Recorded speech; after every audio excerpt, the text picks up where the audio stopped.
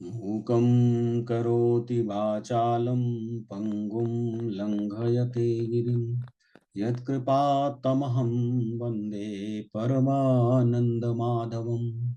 ॐ नमो भगवते वासुदेवाय नमः। ॐ नमो भगवते वासुदेवाय नमः। ॐ नमो भगवते वासुदेवाय नमः। दिव्यम सज्जनों, गोस्वामी तुलसीदास जी महाराज द्वारा विरचित श्री रामचरितमानस के बाल कांड में निहित कतिपय प्रसंग आपके समक्ष प्रस्तुत करने हेतु उपस्थित हूं। मर्यादा पुरुषोत्तम प्रभु श्री राम अपने अनुजों समेत जनक नंदिनी सीता से ब्याह करके अयोध्यापुरी पधार चुके हैं। माताएं आश्चर्यचकित हैं। वे प्रभु श्री राम से यह जानना चाहती हैं कि किस प्रकार महर्षि विश्वामित्र के यज्ञ की रक्षा करने हेतु वहां उपस्थित राक्षस समूह का दमन किया। वे अत्यंत सुकुमार हैं, बाल्यावस्था में हैं, फिर इतने भयानक राक्षसों का संहार कैसे कर दिया। माताएं प्रभु श्री राम की बलैया ले रही हैं। मुनि प्रसाद बलिना तात तुम्हारी, ईस अनेक करवरे टारी। मख रखवारी करी दूं भाई, गुरु प्रसाद सब विद्या पाई। हे तात, मैं बलैया लेती हूं। मुनि की कृपा से ही ईश्वर ने तुम्हारी अनेकों बलाओं को टाल दिया है। दोनों भाइयों ने यज्ञ की रखवाली करके गुरु जी के प्रसाद से सभी विद्याएं पाई हैं।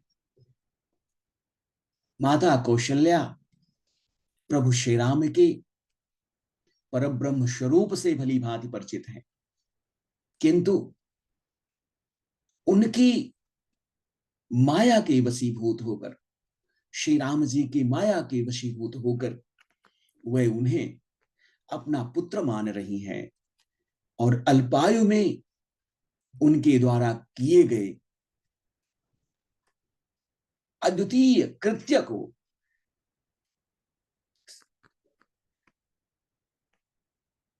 सहज नहीं देख पा रही हैं।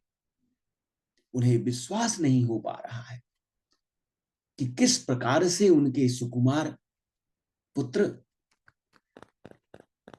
राक्षसों का वध करके ऋषि विश्वामित्र के यज्ञ की रक्षा की। मुनितिय तरी लगत पग धूरी, कीरति रही भुवन भरी पूरी। कमठ पीठ पविकूट कठोरा, नृप समाज महु शिव धनु तोरा। चरणों की धूल लगते ही मुनि पत्नी अहिल्या तर गई। उनका कल्याण हो गया, उनका उद्धार हो गया।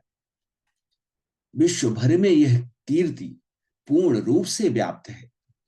कक्षप की पीठ वज्र और पर्वत से भी कठोर शिव जी के धनुष को राजाओं के समाज में तुमने तोड़ दिया। विश्व विजय जसु जान की पाई, आए भवन ब्याही सब भाई। सकल अमानुष करम तुम्हारे, केवल कौशिक कृपा सुधारे।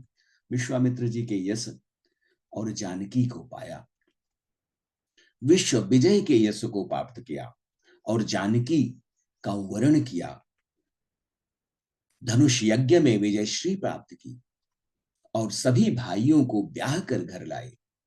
तुम्हारे सभी कर्म मनुष्य की शक्ति से बाहर हैं। आप निश्चय ही परमात्मा हैं, जिन्हें केवल विश्वामित्र की कृपा ने सुधारा है, संपन्न किया है।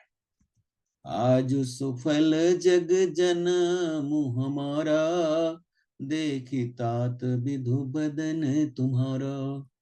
जे दिन गए तुम ही बिनु देखे, ते बिरंची जन पार ही लेखे। हे तात, तुम्हारा चंद्रमुख देखकर आज हमारा इस संसार में जन्म लेना सफल हो गया। तुमको बिना दिखे जो दिन व्यतीत होते हैं, उनको ब्रह्मा जी गिनती में ना लावे, हमारी आयु में सम्मिलित न करें। राम प्रतोषी मातु सब, कही बिनीत बरबैन। सुमेरी संभ गुर बे प्रपद, किए नींद बस नैन।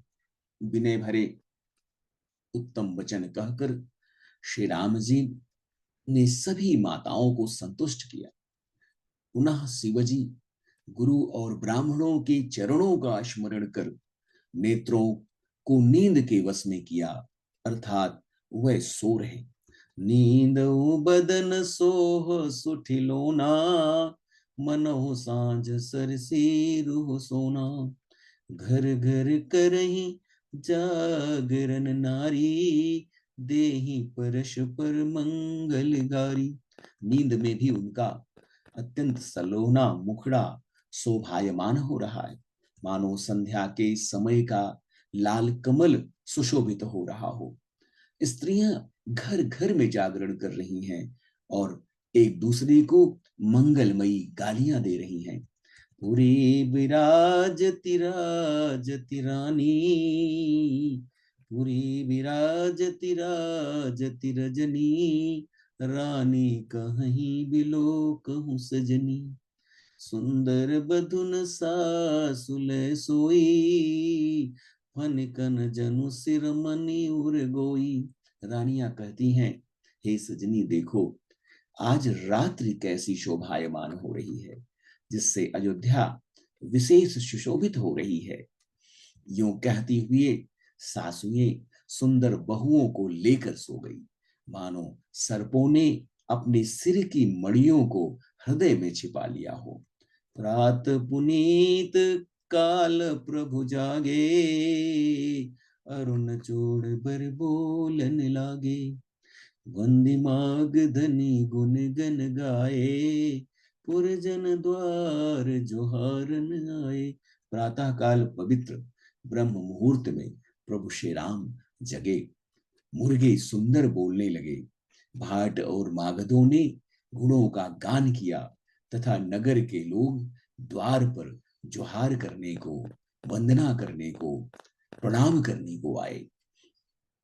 बंदे बेप्र गुर सुर पितु माता, पाई असी समुदित सब भ्राता।